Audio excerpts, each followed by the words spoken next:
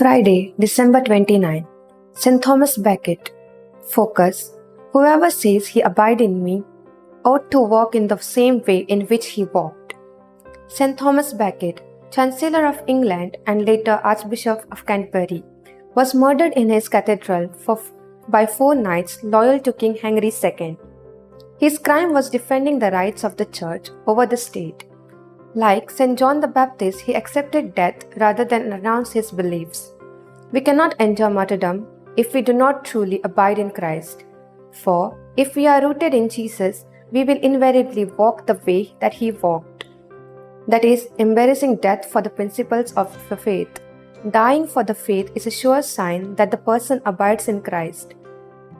We may not be called to give our life for Christ, but we will surely be called to stand up for Christian principles, even to the extent of being ostracized by others, mocked at, cut off from society, or being labeled old-fashioned.